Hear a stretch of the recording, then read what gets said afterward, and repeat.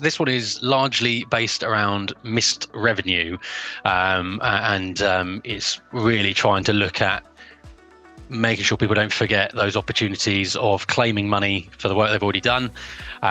So this is a submission-based automation, and we're looking at people who, in our scenario, we're looking at people who have interviewed, and that's basically down to a volume as opposed to just looking at everyone that we've sent to clients. You could certainly set it up that way in your list criteria, and then candidates or their submission enters this automation, and at the point of that interview happening, and then we've got a time period of letting the consultant who owns them know at a 3 and a 6 month period.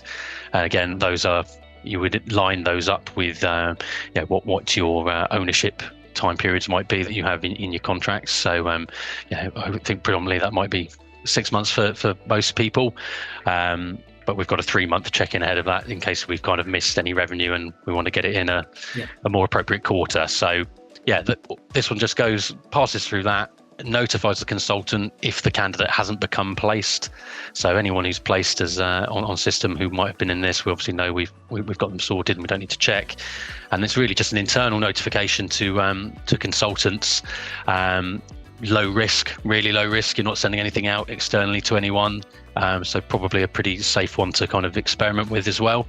And we, in June, we had £10,500 worth of revenue picked up by a consultant, purely just forgotten to check in. Somebody had been interviewed, and they disappear kind of into the abyss a little bit, and then found out that the candidate's working there.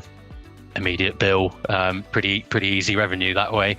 And we've had another one since, which was maybe not quite as exact as that, but sparked the consultant to maybe get back in touch with the candidate they'd forgotten about and went on to place them elsewhere, but from this same automation. So it's got some other use cases as well, but a pretty good win for us just a couple of months ago for a nice fee out of nowhere.